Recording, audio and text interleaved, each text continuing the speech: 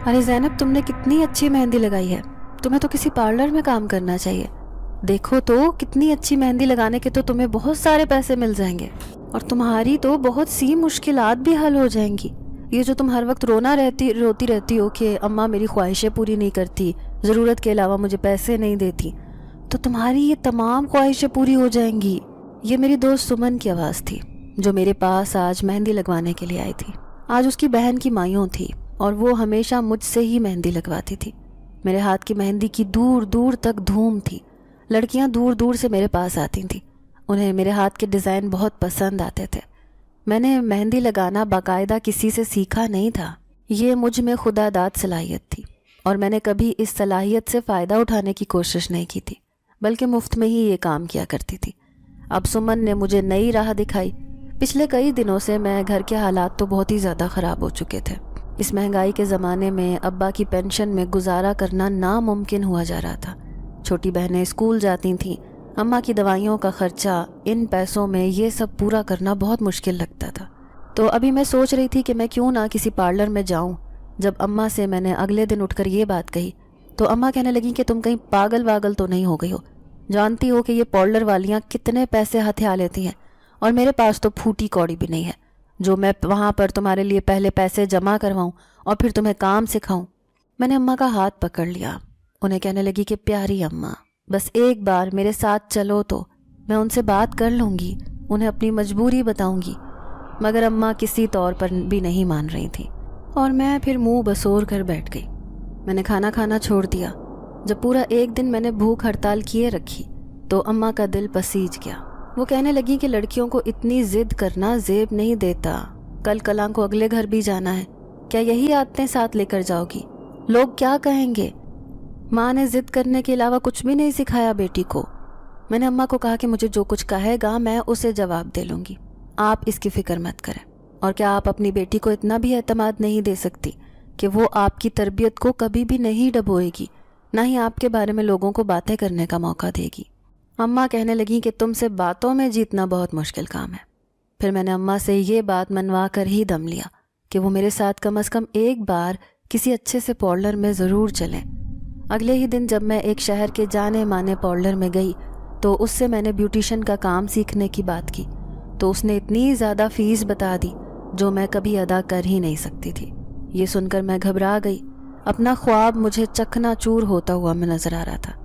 اماں مجھے جتاتی ہوئی نظروں سے دیکھتے ہوئے کہنے لگی، میں نہ کہتی تھی کہ یہ ہماری پہنچ سے دور ہیں، یہ بہت مہنگے شوق ہیں جو ہم غریب لوگ نہیں اٹھا سکتے۔ تب میں نے اس بیوٹیشن سے ایک آس کے تحت کہا کہ میں مہندی بہت اچھی لگا لیتی ہوں، اگر آپ مجھے کام دے دیں تو میں 3 گھنٹے اپنا کام سیکھوں گی، پارٹ ٹائم میں لڑکیوں کو مہندی لگا دیا کروں گی۔ کچھ دیر تک وہ مجھے دیکھتی رہی، پھر اس نے ایک لڑکی کو میرے سامنے بٹھایا، کہنے لگی اس کو مہندی لگا کر دکھاؤ، میں دیکھوں کہ تم کیسی مہندی لگاتی ہو۔ پھر جب میں نے نہایت نفاست سے اس لڑکی کے ہاتھ پر نقش و نگار بنانا شروع کر دیے تو یہ دیکھ کر میڈم کا منہ کھلے کا کھلا رہ گیا۔ اس کے پورے پارلر میں اتنی اچھی مہندی کوئی لڑکی نہیں لگاتی تھی، حالانکہ اس نے اس کام کے لیے پروفیشنل لڑکیاں ہائر کی ہوئی تھیں اور ان کو اچھی خاصی پیمنٹ بھی دیتی تھی۔ اس کے دل میں لالچ آ گیا کہ وہ تو میری مہندی سے اچھے خاصے پیسے وصول کر سکتی تھی، تو کیوں نہ وہ مجھے یہاں پر رکھ لے، اس میں اس کا نقصان بالکل بھی نہیں ہے۔ اب اس نے مجھے کہہ دیا کہ تم نے کل سے آنا ہے۔ یہ سن کر میں بہت خوش ہوئی، مجھے اپنا خواب پورا ہوتا ہوا نظر آ رہا تھا۔ پھر وعدے کے مطابق 3 گھنٹے میں بیوٹیشن کا کام سیکھتی تھی اور باقی کا وقت میں مہندی لگاتی تھی۔ میرا کورس 3 مہینے کا تھا۔ 3 مہینے کے بعد میں نے اسی پارلر میں جاب کر لینی تھی۔ پلکیں جھپکتے ہی 3 مہینے کا عرصہ گزر گیا، اور پھر جو تنخواہ مجھے اس نے بتائی وہ میری سوچ سے کم تھی، کیونکہ یہاں پر کام کرنے والی لڑکیاں اس سے ڈبل تنخواہ لیتی تھیں، جبکہ میں تو ان سے زیادہ اچھے سے کام کر لیتی تھی۔ میرے ہاتھ میں نفاست تھی، مہارت تھی، مگر وہ یہ سمجھ گئی تھی کہ میری مجبوری ہے، اور اب چونکہ میں نے اس سے پہلے سے ہی بات کر لی تھی تو میں نے سوچا کہ کچھ ٹائم میں یہاں پر جاب کر لیتی ہوں، اس کے بعد میں کسی اور سیلون میں جاب دیکھ لوں گی، تب تک مجھے ایکسپیرینس بھی حاصل ہو جائے گا۔ یہاں پر تقریباً سب لڑکیاں ہی ایسا کرتی تھیں، کچھ تو مستقل بنیادوں پر کام کرتی تھیں اور کچھ مخصوص ٹائم تک کام کرتی تھیں، تجربہ حاصل کرتے ہی پھر یہاں سے چلی جاتی تھیں۔ وہ بھی معمول کی طرح ہی ایک دن تھا۔ اس وقت پارلر میں اتنا رش نہیں تھا، तभी मैडम कहने लगी कि मैं ज़रा शॉपिंग के लिए जा रही हूँ, अगर कोई क्लाइंट आए तो उसको देख लेना। यहाँ पर मेरे अलावा 2 लड़कियाँ और भी मौजूद थीं जो आपस में बातों और खुशगपियों में मसरूफ़ थीं। तभी वहाँ पर 2 लड़कियाँ आईं। वो सर से लेकर पाँव तक काले रंग के बुर्के में मलबूस थीं। वो दोनों आकर कहने लगीं कि यहाँ पर मेहंदी कौन लगाता है। तब मैंने उन्हें अपना बताया तो फिर वो मेरे पास आकर कहने लगीं कि हमें मेहंदी लगवानी है। फिर मैंने उनके हाथों पर मेहंदी लगानी शुरू कर दी। उस लड़की के हाथ बहुत खूबसूरत थे, बहुत ही ज़्यादा नरम व मुलायम, किसी रुई की मानंद गुदास। जब मैंने उसके हाथ को छुआ तो मेरे हाथ उसकी उंगलियों में धंस गए। मैंने इतना नरम हाथ ज़िंदगी में पहले नहीं देखा था और उसका रंग भी बेतहाशा सफ़ेद था। मेरा बेख्तियार दिल चाहने लगा कि मैं उसका चेहरा देखूं, कि उसका चेहरा भी हाथों की तरह बहुत सफ़ेद है क्या। यकीनन वो बहुत खूबसूरत लड़की थी। वो किसी पर्देदार ख़ानदान की लग रही थी। जब मैंने उसके हाथ पर मेहंदी लगाई तो उसने मेरी तवक्को से ज़्यादा मुझे मेरा मुआवजा दिया। कहने लगी कि तुम्हारा काम मुझे बहुत पसंद आया है। मेरी कुछ टाइम के बाद शादी होने वाली है। मैं अपनी शादी पर तुम ही से मेहंदी लगवाऊंगी। तब मैंने उसे अपने घर का पता बता दिया। जानती थी कि अगर मैं उसे पार्लर ले गई तो मुझे मैडम को हिस्सा देना पड़ेगा, इसलिए मैंने उसे अपने घर का पता बताया था। वहाँ मैं अम्मा के साथ जाती और तब वो सारे पैसे मेरे काम आते। अब मुझे भी कुछ न कुछ चालाकियाँ करना आ गई थी। मैं जान गई थी कि यहाँ पर सीधे सादे तरीके से चलने का कोई फ़ायदा नहीं था और मेरी तनख्वाह से मैंने अपनी और छोटी बहनों की बहुत सी ख्वाहिशात और ज़रूरियात पूरी करने के काबिल हो गई थी। अम्मा भी एक तरह से खुश थीं कि उनका बोझ बट गया था और वो मुझे हमेशा बचत करने पर दर्स देती थीं। कहती कि कल को मैंने तुम तीनों की शादियाँ भी करनी है, तुम लोगों के लिए मुझे जहेज़ भी तैयार करना है। ऐसे में तुम पैसे संभाल के रखो, ये तुम्हारे ही काम आएंगे, उससे भी मेरे लिए आसानी होगी। मगर मैं अम्मा की बात को एक कान से सुनकर दूसरे कान से निकाल दिया करती थी और उन्हें हमेशा कहती थी कि आप भी कमाल करती हैं, जानती भी हैं मेरी तबीयत को। मैं शादी वहाँ करूँगी जहाँ पर लोगों को जहेज़ का लालच नहीं होगा और वो इस चीज़ की डिमांड नहीं करेंगे। मेरी बात पर अम्मा अफसुर्दगी से मुस्कुरा देती। कहती कि आजकल के ज़माने में ऐसा कहाँ होता है, लड़कियां तो माँ बाप की दहलीज पर जहेज़ की वजह से बैठी रह जाती हैं, बूढ़ी हो जाती हैं, मगर जहेज़ ना होने की वजह से उन्हें कोई ब्याहने तक नहीं आता।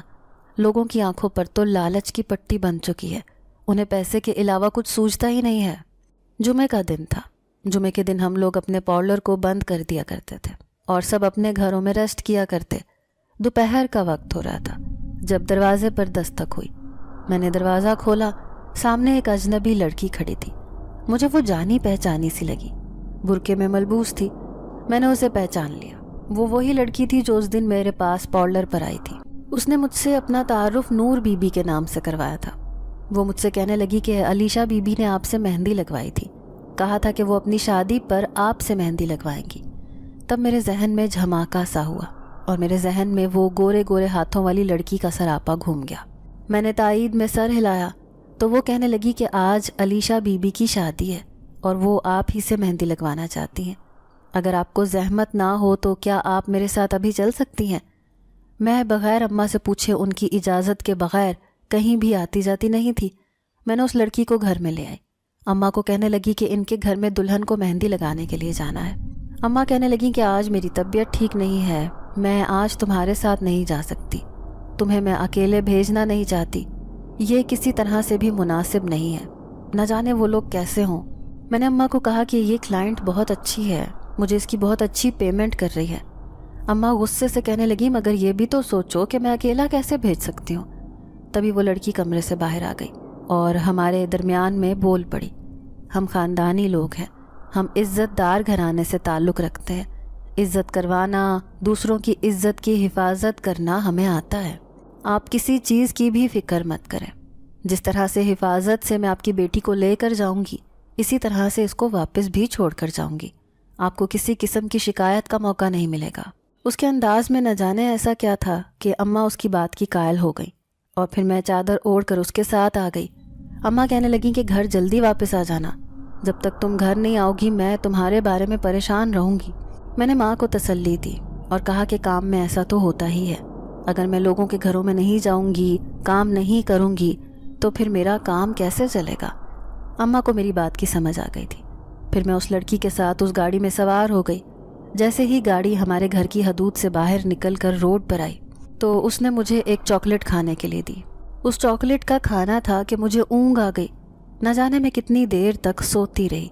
फिर मेरी आंख उस लड़की के जगाने पर खुली। मैं हड़बड़ा कर रह गई। मैं इस बात पर शर्मिंदा हो गई कि मैं न जाने कितनी देर तक सोती रही, जबकि इस तरह से कभी भी मुझे नींद नहीं आई थी। अलिशबा बीबी मुझे देखकर कहने लगी कि शर्मिंदा होने की कोई बात नहीं, नींद आना तो फितरी बात है। चलें, शुक्र है कि आपकी नींद पूरी हो गई, अब चलें। जब मैं गाड़ी से नीचे उतर गई तो बाहर का मंजर देखकर मैं हैरान रह गई। ये बहुत बड़ा घर था, बल्कि घर नहीं, ये महल था। इस कदर खूबसूरत आलीशान महल मैंने अपनी पूरी ज़िंदगी में नहीं देखा था। आसपास का इलाका भी बहुत ही ज़्यादा खूबसूरत था। हरे भरे दरख्त, रंग बिरंगी फूलों के पौधे। मैं महवियत से हर एक चीज़ को तकते हुए आगे बढ़ रही थी। मैंने ऐसा मंजर ज़िंदगी में पहले नहीं देखा था। और फिर ये देखकर मैं हैरान रह गई कि उस महल नुमा घर के बाहर एक सिक्योरिटी गार्ड खड़ा था। जब हम उसके पास पहुँचे तो उसने झुक कर हमें सलाम किया, फिर हमारे लिए दरवाज़ा खोल दिया। अंदर दाखिल होने के बाद मुझे ऐसे लगा जैसे मैं किसी और दुनिया में आ गई हूँ। मैं बेइख्तियार उस लड़की से पूछ बैठी कि ये कौन सी जगह है। वो हल्के से मुस्कुराते हुए बोली कि ये नूरिस्तान है। मैंने उसे हैरान नज़रों से देखा। नूरिस्तान? मैंने ये नाम कभी नहीं सुना, ये कहाँ पर वाक़या है? वो कहने लगी कि ये पाकिस्तान में ही है, मगर इसका रास्ता जंगल के बीच में से गुजरता है। यहाँ के मकामी लोग इस रास्ते से वाकिफ़ हैं, अजनबी लोग यहाँ पर कम कम ही आते हैं। अब तुम फिक्र मत करो, तुम्हारा यहाँ आना जाना लगा रहेगा। उसकी बात पर मैं मुस्कुरा दी। फिर मुझे लेकर वो एक कमरे में आ गई। ये देखकर मैं हैरान रह गई कि दुल्हन आज भी बुर्के में मलबूस थी। आज भी उसने अपने चेहरे को नकाब में पोशीदा कर रखा था। बल्कि यहाँ पर जितनी भी लड़कियाँ और औरतें थीं, सबके चेहरे नकाब में पोशीदा थे। उन लोगों की सिर्फ आंखें ही नकाब से बाहर नज़र आ रही थीं, और आंखें देखकर अंदाज़ा हो गया था कि वो सब एक से बढ़कर एक हसीन थी। फिर मैं भी एक तरफ बैठ गई और दुल्हन को मेहंदी लगाने लगी। उसके नरम सफ़ेद हाथ और बाजू देखकर बार बार मेरे जहन में ये बात आ रही थी कि आखिर ये अपने हाथों पर ऐसा क्या इस्तेमाल करती हैं जो इसके हाथ इस कदर खूबसूरत हैं। मैं ये बात पूछना ही चाहती थी, मगर फिर ये सोचकर चुप हो गई कि न जाने वो मेरे बारे में क्या सोचेगी। अमूमन लड़कियां अपनी खूबसूरती का राज किसी को बताती भी नहीं हैं। अभी मैं मेहंदी लगा ही रही थी कि जब और भी लड़कियां मेरे पास आ गईं। मैं बार बार वक्त देख रही थी कि मुझे यहाँ पर आए हुए कितना टाइम गुजर गया है। जानती थी कि मैं जब तक घर नहीं जाऊंगी अम्मी मेरे हवाले से परेशान रहेंगी। इसी वजह से मैं बार बार उस लड़की से वक्त के बारे में पूछ रही थी। फिर जब मैं सबको मेहंदी लगा चुकी तो मैंने उन लोगों से इजाज़त चाही। उन्होंने मेरी तवक्को से बहुत ज़्यादा उसका मुआवजा दिया। ये लेते मैं हिचकिचा गई। उसे कहने लगी कि ये पैसे बहुत ज़्यादा हैं, इतनी मेरी उजरत नहीं बनती। वो लड़की हंस पड़ी। उसकी हंसी बहुत खूबसूरत थी, साफ शफाफ, किसी झरने की मानंद। वो कहने लगी कि हम अपनी खुशी से दे रहे हैं। तुमने जितनी खूबसूरत मेहंदी हमें लगाई है, आज तक इतनी खूबसूरत मेहंदी तो हमने देखी तक नहीं थी। इससे तो हमारे हाथ और भी ज़्यादा खूबसूरत लगने लगे हैं। मैंने उसका शुक्रिया अदा किया और वहाँ से बाहर आ गई। मैं निहायत हैरत से चारों तरफ देख रही थी कि ये घर किस कदर खूबसूरत है। यहाँ पर एक एक चीज़ बहुत कीमती और लाखों की मालियत रखती थी। तभी मैं चलते चलते किसी से ज़ोर से टकरा गई और फ़ौरन से पीछे हट गई। जब सामने देखा तो ये देखकर मेरी आंखें फटी की फटी रह गईं। वो जो कोई भी था जैसे यूनानी देवता सा हुस्न रखता था। वो भी मुझे यक टुक देखता जा रहा था। उसका गोरा रंग, नीली आंखें, सुनहरी बाल, ऊंचा लंबा कद, उसकी खूबसूरती में चार चांद लगा रहे थे। और वो भी मुझे हैरान नज़रों से देख रहा था। उसकी निगाहों में मेरे लिए पसंदीदगी थी। फिर तभी उसने सवालिया नज़रों से मेरे साथ लड़की से कुछ पूछा तो वो कहने लगी ये मेहंदी लगाने के लिए आई थी, अब मैं इसे वापस छोड़ने जा रही हूँ। तब उसने हल्का सा सर हिलाकर हमें जाने की इजाज़त दे दी। उसके बाद फिर से वैसे ही हुआ। जैसे ही मैं गाड़ी में बैठी तो फिर से मैं सो गई। अब जब मेरी आँख खुली तो मैं घर के दरवाजे के बाहर मौजूद थी। मैं हैरान थी कि न जाने इस गाड़ी में ऐसा क्या था जिसमें बैठते ही मुझे नींद आ जाती थी। हालांकि मुझे सफ़र के दौरान सोने से ज़्यादा बाहर के नज़ारे देखना अच्छा लगता था। जब मैं घर आई तो बहुत खुश थी। ये देखकर मेरी हैरत की इंतहा न रही कि میں تو سمجھ رہی تھی کہ مجھے وہاں پر کئی گھنٹے گزر چکے ہیں، گھر پہنچوں گی تو شام ہو چکی ہوگی، مگر یہاں پر تو ابھی دوپہر کا وقت تھا۔ اماں مجھے دیکھ کر کہنے لگیں تم بڑی جلدی آ گئی، مجھے تو امید نہیں تھی، مجھے لگا تھا تم کافی گھنٹے لگا کر واپس آؤ گی۔ اس بات پر تو میں بھی حیران تھی، وہاں پر تو میں نے بہت وقت لگایا تھا، مگر اتنا جلدی میں واپس کیسے آ گئی؟ مجھے بھی حیرت تھی، مگر میرے ساتھ اتنے زیادہ، بہت زیادہ پیسے تھے جن کو دیکھ کر میں بہت پرجوش ہو رہی تھی۔ اتنے پیسے تو میں 1 ماہ کی تنخواہ میں لیتی تھی۔ پھر میں اماں کے ہاتھ پر وہ پیسے رکھ کر اپنے کمرے میں آ گئی، دوبارہ سے بستر پر لیٹتے ہی سو گئی۔ نہ جانے کیوں اب مجھے بہت زیادہ نیند آنے لگی تھی۔ میں سوچ رہی تھی کہ جب مجھے اپنے چہرے پر کسی کے لمس کا احساس ہوا، مجھے ایسے محسوس ہو رہا تھا جیسے کوئی میرے گالوں کو آہستگی کے ساتھ چھو رہا ہو، جیسے کوئی میرے سر کے بالوں میں اپنے ہاتھ سے انگلیاں چلا رہا ہو۔ اس سب سے مجھے بہت سکون محسوس ہو رہا تھا، میں سرور کی کیفیت میں آ رہی تھی۔ اور پھر میں یہ سوچ کر ہڑبڑا کر اٹھ بیٹھی کہ میرے آس پاس تو کوئی بھی نہیں تھا، تو پھر یہ کون تھا جو مجھے اپنی موجودگی کا احساس دلا رہا تھا؟ میرے اٹھ کر بیٹھتے ہی وہ یہاں سے غائب ہو گیا۔ آج میرے ساتھ کچھ عجیب و غریب ہو رہا تھا جو مجھے سمجھ نہیں آ رہا تھا۔ پھر میں نے سر جھٹک دیا، شام کو امی کے ساتھ جا کر گھر کی ضروری خریداری کی، امی کو ایک اچھا سا سوٹ لے کر دیا، تو میرا دل خوشی سے باغ باغ ہو گیا۔ میں جب بھی امی یا بہنوں کے لیے کوئی چیز لے کر آتی تو مجھے اسی طرح سے خوشی کا احساس ہوتا تھا۔ جب میں گھر آئی تو امی کہنے لگیں کہ تم بہت فضول خرچی کرنے لگی ہو، اب بھلا ان چیزوں کی کیا ضرورت تھی؟ تب میں نے امی کو کہا کہ دنیا کہاں سے کہاں پہنچ گئی ہے، آپ کو کیا پتہ، ایک سوٹ لینے سے کوئی قیامت نہیں آ جاتی۔ اماں کہنے لگیں کہ مگر ہم غریب لوگوں کے لیے زندگی ایک ہی جگہ پر رک گئی ہے، آج کل مہنگائی کے زمانے میں تو سانس لینا بھی دوبھر ہو گیا ہے۔ میں سوچتی ہوں اگر تم یہ کام شروع نہ کرتی تو ہمارا کیا ہوتا؟ تمہارے ابا کی پینشن میں تو گزارا کرنا بہت مشکل ہوا جا رہا تھا، اب کل کلاں کو تمہاری شادی کرنی ہے، پھر تمہاری چھوٹی بہنوں کے اخراجات بھی تو ہوں گے۔ میں یہ سب جب سوچتی ہوں کہ تمہاری شادی کے بعد ہم سب کا کیا ہوگا، تو یہ سوچ ہی میری جان لینے لگتی ہے۔ تم نہیں جانتی کہ اس مہنگائی نے کس طرح سے سب کی کمر توڑ کے رکھ دی ہے، میری راتوں کی نیندیں اڑ گئی ہیں۔ اماں کو میں نے گلے سے لگا لیا، کہنے لگی کہ میں تو آپ کو چھوڑ کے کہیں بھی نہیں جا رہی، میں اسی گھر میں رہوں گی، آپ کو کس نے کہا کہ میں شادی کر رہی ہوں؟ وہ نم آنکھوں سے مسکرا دی۔ ہر لڑکی کو ایک نہ ایک دن رخصت ہو کر اپنے سسرال جانا ہی ہوتا ہے۔ یہ بات سن کر میرے ذہن میں وہ سراپا گھوم گیا، میں نے شرما کر نظر جھکا لی۔ نہ جانے کیوں شادی کے نام پر اس شخص کا چہرہ میری آنکھوں کے سامنے آیا تھا جس کے نام تک سے میں ناواقف تھی، اور پھر زندگی اسی طرح سے گزرتی جا رہی تھی۔ پھر میری میڈم کے ساتھ ایک دن معمولی سی بات پر لڑائی ہو گئی۔ وہ مجھ سے کام تو بہت زیادہ لیتی تھی مگر معاوضہ دینے پر بالکل بھی تیار نہیں ہوتی تھی۔ میں نے میڈم کو صاف طور پر یہ بات کہہ دی کہ اگر آپ میرا معاوضہ نہیں بڑھائیں گی تو میں یہاں سے چلی جاؤں گی۔ انہیں جیسے اس بات کی پرواہ ہی نہیں، اور پھر میں نے وہ پارلر چھوڑ دیا، ایک بہت بڑے سیلون میں آ گئی۔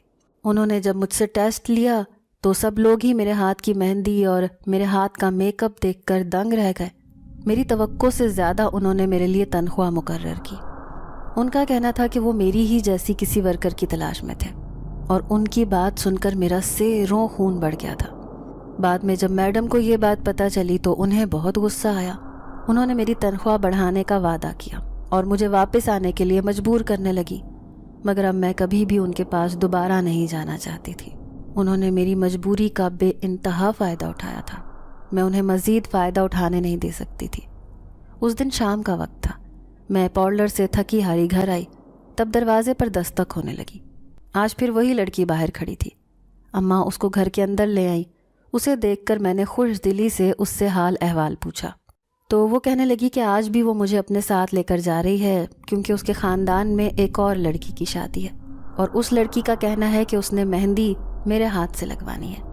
شام کا وقت دیکھ کر اماں ہچکچا گئیں، پھر کہنے لگیں کہ اس وقت میں اکیلے تمہیں کیسے بھیج دوں، گھر میں دونوں چھوٹی اکیلی رہ جائیں گی، انہیں اکیلا چھوڑنا بھی مناسب نہیں، تمہیں اکیلا بھیجنے کا بھی دل نہیں مان رہا۔ تبھی میں نے اماں سے کہا کہ وہاں پر جب میں پچھلی بار گئی تھی تو مجھے کسی قسم کی کوئی تکلیف نہیں ہوئی تھی، اور ہاں آج بھی اللہ نے چاہا تو میرے لیے کوئی مسئلہ نہیں بنے گا۔ بہت عزت دار لوگ ہیں، عزت کرنا اور دینا جانتے ہیں۔ اس بات کی تو ماں بھی قائل تھی۔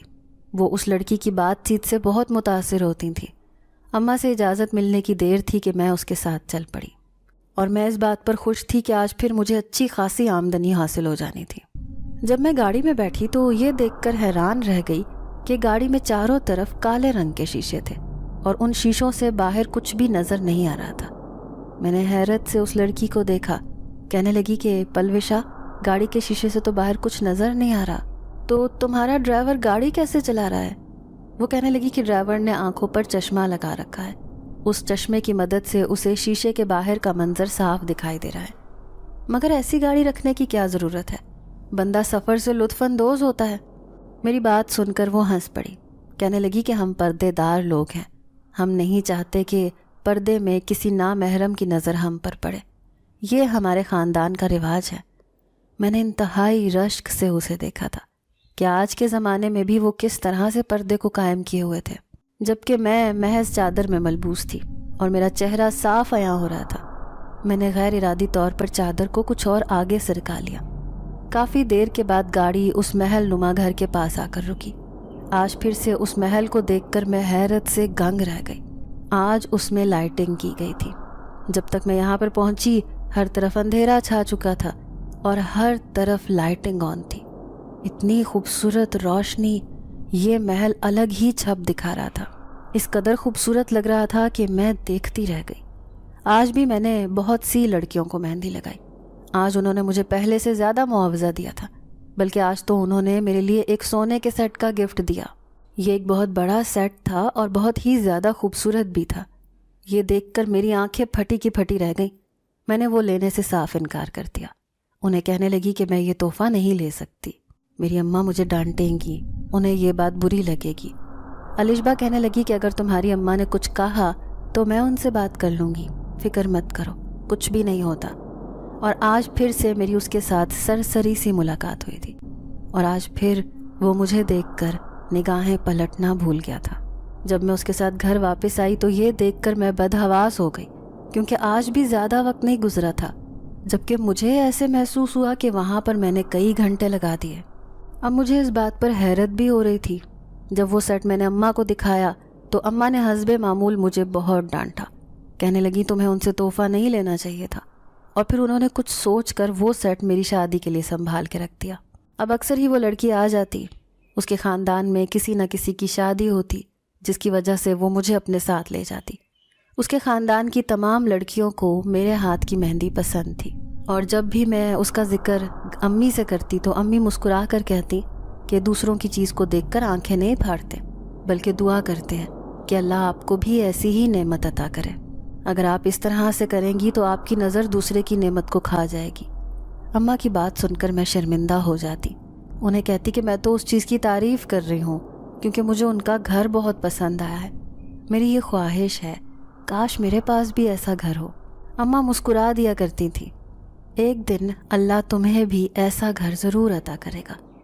میں جس سیلون میں کام کر رہی تھی وہاں پر میری تنخواہ پہلے سے زیادہ بڑھ گئی تھی۔ اب میرے پاس اتنے پیسے جمع ہو گئے تھے کہ میں اپنا چھوٹا سا پارلر کھول سکتی تھی۔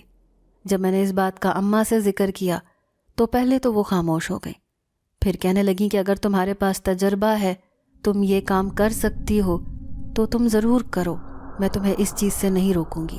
پھر میں نے اللہ کا نام لے کر اپنا پارلر اوپن کر لیا۔ صبح سے لے کر شام تک میں اپنے پارلر میں ہوتی اور میرے پاس لوگوں کا جیسے رش سا لگا رہتا تھا۔ میں نے اپنی ہیلپ کے لیے 2-3 لڑکیاں بھی رکھ لی تھیں، مگر کام تھا کہ ختم ہونے میں نہیں آتا تھا، اور اس بات پر میں خدا کا لاکھ لاکھ شکر ادا کرتی۔ اب تو میرے پاس مہینے میں ہی اتنے پیسے جمع ہو گئے تھے کہ میں اپنی ایک گاڑی لینے میں کامیاب ہو گئی تھی۔ امی کا کہنا تھا کہ مجھے پیسے ضائع نہیں کرنے چاہیے، مجھے پیسے سنبھال کے رکھنے چاہیے، کل کو میری شادی پر کام آئیں گے، اور میں اماں کی بات پر ناک منہ چڑھا کر رہ جاتی۔ اس دن پھر شام کو وہی لڑکی مجھے لینے کے لیے آئی تو اماں ان کے بارے میں اچھے سے جان گئی تھی کہ وہ کس قسم کے لوگ ہیں۔ تبھی اماں نے اس بات پر کوئی اعتراض نہیں کیا اور میں اس کے ساتھ اس کے گھر میں آ گئی۔ آج بھی گھر کو بہت خوبصورتی سے سجایا گیا تھا۔ پھر میں چلتے چلتے اس کمرے میں آ گئی۔ میں ان لڑکیوں کو مہندی لگا رہی تھی جب ایک طرف سے بارات کے آنے کا شور بلند ہوا۔ اب میں وہیں پر بیٹھی کی بیٹھی رہ گئی۔ کافی دیر تک میں اکیلی بیٹھی رہی۔ باہر یوں خاموشی چھا گئی جیسے کوئی یہاں پر موجود ہی نہ ہو۔ یہ دیکھ کر میں ہکا بکا رہ گئی کہ بارات کے آنے کے بعد بھی پورا گھر اس قدر خاموشی میں کیسے ڈوبا ہوا تھا۔ میں بھی چلتے چلتے باہر آ گئی۔ یہ گھر بہت بڑا تھا، جگہ جگہ راہداریاں بنی ہوئی تھیں، بہت سارے کمرے بنے ہوئے تھے۔ میں چلتے چلتے ایک راہداری سے گزرتے ہوئے باہر آ گئی تو یہ منظر دیکھ کر میں مبہوت ہو کر رہ گئی۔ یہاں سے کھلا آسمان نظر آ رہا تھا، نیچے چھوٹا سا سوئمنگ پول بنا ہوا تھا جس میں رنگ برنگی مچھلیاں تھیں، اور یہاں پر اس قدر خوبصورت پھولدار پودے تھے جن کو دیکھ کر میں سانس لینا تک بھول چکی تھی۔ میرا دل چاہ رہا تھا کہ وقت یہیں پر تھم جائے اور میں یہ سب دیکھتی رہوں۔ تبھی مجھے اپنے کندھے پر کسی کے لمس کا احساس ہوا۔ میں نے پلٹ کر دیکھا، میرے پیچھے شاہ جہان کھڑا تھا۔ اسے اپنے روبرو دیکھ کر میرے دل کی دھڑکن معمول سے زیادہ تیز انداز میں دھڑکنے لگی۔ حیا سے میری پلکیں جھکی رہ گئیں، اور وہ بھی جیسے مجھے پوری دلچسپی سے دیکھ رہا تھا۔ تبھی اس نے میرا ہاتھ پکڑا، میری آنکھوں میں جھانک کر دیکھنے لگا۔ اب جب میں نے اس کی آنکھوں میں دیکھا تو مجھے پوری دنیا گھومتی ہوئی نظر آئی اور ایک دم مجھے چکر آ گیا۔ جیسے ہی میں سنبھلی تو یہ دیکھ کر میں حیران پریشان رہ گئی۔ یہ ایک بہت خوبصورت سا کمرہ تھا جس میں بہت ہی زیادہ خوبصورتی سے اسے سجایا گیا تھا۔ کمرے کے درمیان میں ایک مسہری تھی جس پر خوشبودار پھولوں کی سیج بنی ہوئی تھی۔ ایک طرف دلہن کا لباس تھا جسے دیکھ کر میں حیران رہ گئی، سوالیہ نظروں سے اسے دیکھنے لگی۔ تو وہ کہنے لگا کہ یہ سب میرا خواب ہے، میں چاہتا ہوں ایسا کمرہ ہو اور یہ لباس ہو جو تم پہن کر یہاں بیٹھ کر میرا انتظار کرو۔ اس کی بات سن کر میں شرما گئی، میں نے اپنا سر جھکا دیا۔ تبھی میں نے ہوش کی دنیا میں واپس آئی۔ میں نے ارد گرد نظر دوڑائی تو یہ دیکھ کر میں ہک تک رہ گئی کہ میں پلک جھپکتے ہی اس لان سے کمرے میں کیسے آ گئی۔ اب تو مجھے اس سے ڈر لگنے لگا تھا۔ مجھے ایسے لگنے لگا تھا جیسے یہ کوئی پراسرار معاملہ ہے جس میں میں پھنس کے رہ گئی ہوں۔ شاہ جہان مجھ سے کہنے لگا کہ کیا تم یہ لباس پہن کر مجھے دکھاؤ گی؟ اس کی بات پر میں نے میکانکی انداز میں وہ لباس اٹھایا، اور پھر جب وہ لباس بدل کر باہر آئی تو آئینے میں خود کو دیکھ کر میں پہچان ہی نہیں سکی۔ صرف یہ لباس پہننے سے میں دنیا کی حسین ترین لڑکی لگنے لگی تھی۔ وہ بھی مجھے حسرت سے دیکھ رہا تھا۔ پھر اس نے میرا چہرہ اپنے دونوں ہاتھوں میں تھام لیا، کہنے لگا کاش تم ہمارے جیسی ہوتی، کاش تم انسان نہ ہوتی۔ اس کی اس بات کی مجھے سمجھ نہیں آ رہی تھی، ان باتوں کا بھلا کیا مقصد تھا۔ تبھی وہ مجھے دیکھ کر ایک گہری سانس لے کر کہنے لگا تمہیں اس روپ میں دیکھ لیا، اب یہ حسرت میرے دل میں اور بھی پختہ ہو گئی، اب شاید ہی میں کبھی تمہارے اس روپ کو بھلا پاؤں۔ اس کے چہرے پر افسردگی چھا گئی۔ تبھی میں نے اس سے کہا کہ اس میں اتنا پریشان ہونے والی کون سی بات ہے؟ اگر آپ میری اماں سے میرا ہاتھ مانگیں گے تو مجھے پورا یقین ہے کہ اماں آپ کو انکار نہیں کریں گی۔ اس نے ایک ہلکا سا کہا لگایا، مگر اس کی ہنسی اس کی آنکھوں کا ساتھ نہیں دے رہی تھی۔ اس کی آنکھوں میں آنسوؤں کی نمی تھی، چہرے پر مسکان تھی۔ تبھی وہ میرے گال تھپ تھپا کر بولا کپڑے بدل لو، سب تمہارا انتظار کر رہے ہیں۔ اس کی کوئی بات کوئی چیز میری سمجھ میں نہیں آ رہی تھی۔ پھر میرا ہاتھ پکڑ کر مجھے کمرے سے باہر لے آیا، پھر اس کمرے کے پاس چھوڑ کر واپس چلا گیا۔ میں بے خودی کے عالم میں اس کمرے میں داخل ہوئی۔ وہاں موجود لڑکیاں مجھے معنی خیز نظروں سے دیکھ رہی تھیں۔ پھر میں نے باقی لڑکیوں کو مہندی لگائی تو پلوشا مجھے پھر سے واپس چھوڑ گئی۔ وہ ہمیشہ مجھے پہلے سے زیادہ معاوضہ ادا کیا کرتی تھی، جس کی وجہ سے میں بھی خوشی سے اس کے ساتھ جانے کے لیے تیار ہو جاتی تھی۔ اٹھتے بیٹھتے سوتے جاگتے میری آنکھوں کے سامنے شاہ جہان کا چہرہ رہنے لگا۔ میں سوچتی تھی کہ کاش وہ مجھے اپنا لے، میرے ساتھ شادی کر لے۔ میں تو کبھی اس کے بغیر جینے کا تصور بھی نہیں کر سکتی تھی۔ ان چند مختصر سی ملاقاتوں کے بعد مجھے ایسے لگنے لگا تھا جیسے میں اس کے لیے ہی بنی ہوں، اسے اللہ نے میرے لیے اس دنیا میں بھیجا تھا۔ میری کھوئی سی کیفیت دیکھ کر اماں بھی چونک گئی۔ وہ بار بار مجھ سے اس بارے میں سوال کرتی، پوچھتی، اور میں ہمیشہ انہیں یہ کہہ کر تسلی دے دیا کرتی کہ میں ٹھیک ہوں، مجھے کوئی مسئلہ نہیں ہے، آپ میری وجہ سے پریشان نہ ہوا کریں۔ اور ہر بار اماں گہری سانس لے کر خاموش ہو جاتی۔ ان دنوں ایک بہت اچھے خاندان سے میرے لیے رشتہ آ گیا، مگر میں یہ شادی کرنے کے لیے تیار نہیں تھی۔ اماں کی بہت خواہش تھی کہ میری یہاں پر شادی ہو جائے، کیونکہ یہ شخص بہت ہی اچھا تھا، پڑھا لکھا تھا اور اس کا شمار شہر کے جانے مانے کاروباری شخصیات میں ہوتا تھا۔ اس لیے امی چاہتی تھیں کہ میری شادی کسی ایسے ہی بڑے گھر میں ہو۔ میں جانتی تھی کہ میرے خواب بہت اونچے ہیں، میرے خوابوں کو وہی پورا کر سکتا تھا جو اس کی حیثیت رکھتا تھا۔ اماں نے جب ایک بار سرسری انداز میں مجھ سے بات کی تو میں نے اس رشتے سے انکار کر دیا۔ اماں نے اس بات کو اتنا سنجیدگی سے نہیں لیا۔ میں بھی یہ سوچ کر بھول گئی کہ میں ایک بار انکار کر چکی ہوں تو اماں نے اس رشتے کو ٹال دیا ہوگا۔ اس دن شام کو میں پارلر سے گھر میں آئی تو گھر میں غیر معمولی چہل پہل تھی۔ میں سوچنے لگی کہ آج ہمارے گھر میں کون آ گیا۔ جب میں ڈرائنگ روم میں آئی تو وہاں پر عورتیں بیٹھی ہوئی تھیں جو کچھ ٹائم پہلے مجھے دیکھنے کے لیے آئی تھیں، اور یہ اسی لڑکے کی اماں اور بہنیں تھیں۔ ان سب کے سامنے میں کسی قسم کی بد اخلاقی کا، بے مروتی کا اظہار نہیں کر سکتی تھی۔ ان کے سامنے میں نارمل رہی، مگر میں ان کے جانے کے بعد اماں سے پوچھا کہ آپ نے ان لوگوں کو انکار کر دیا تھا تو یہ یہاں پر کیوں آئے ہیں؟ اماں مجھے حیرت سے کہنے لگیں کہ میں نے کب انکار کیا؟ میں تو یہاں پر تمہاری شادی کرنا چاہتی ہوں۔ ایسے رشتے قسمت والوں کو ملتے ہیں۔ آخر اس رشتے میں کیا خرابی ہے جو تم اس میں کیڑے نکال رہی ہو؟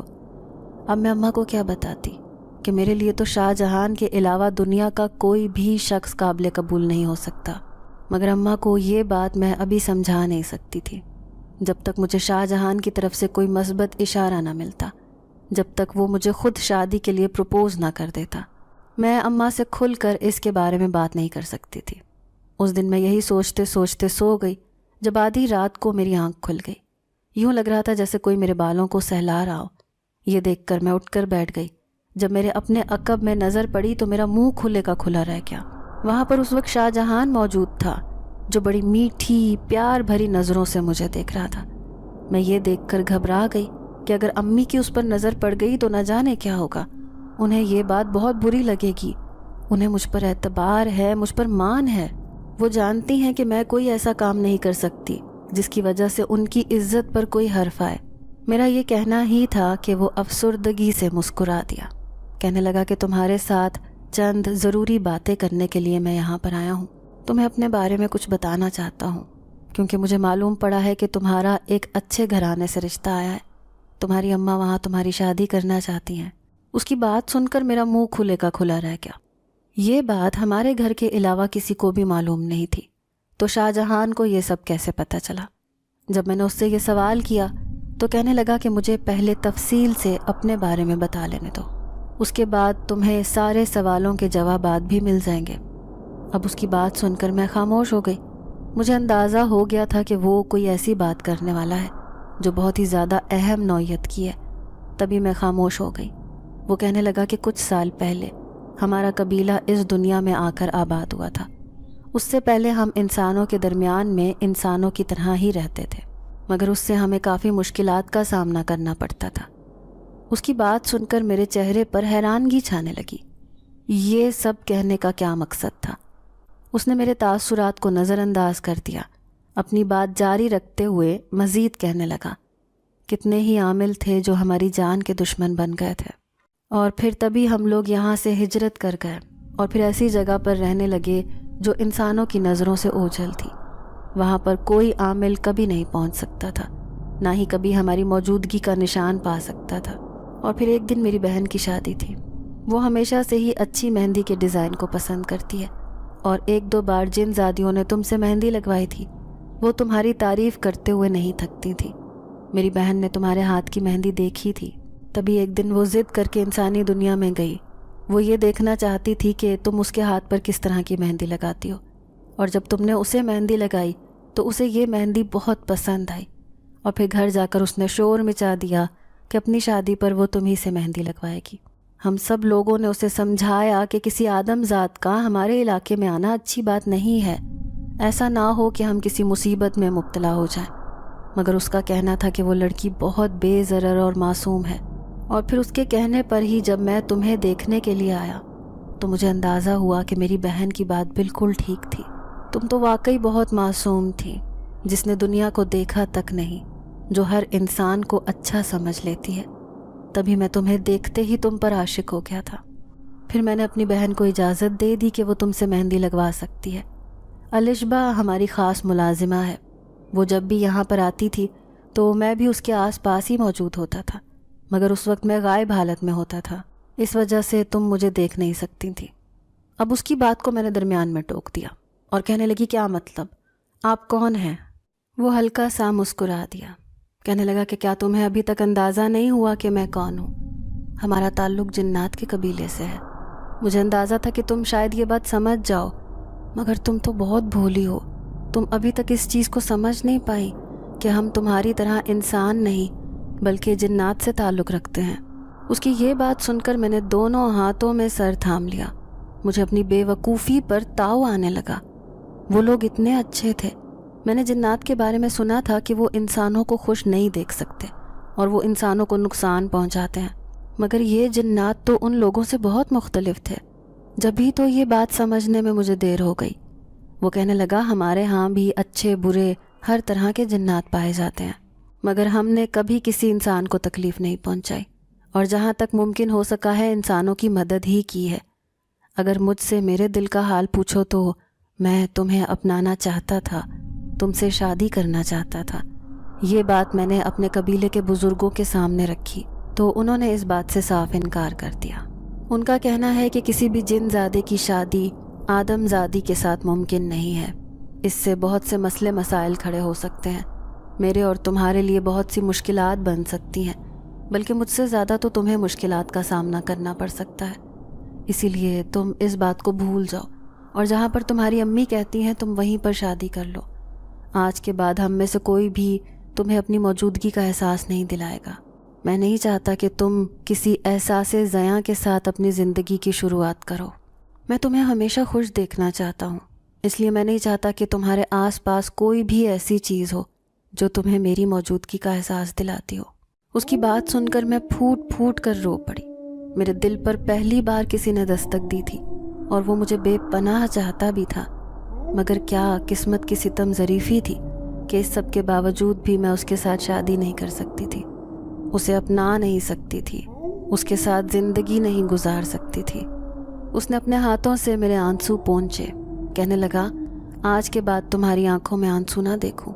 अब तुम रोना भूल जाओ और शादी की तैयारियां करो। यकीन मानो वो लोग तुम्हें बहुत खुश रखेंगे। तुम अपनी किस्मत पर नाज करोगी। अगले दिन अम्मा को मैंने शादी के लिए हाँ कर दी, मगर मैं जानती थी कि मेरे दिल की क्या हालत है।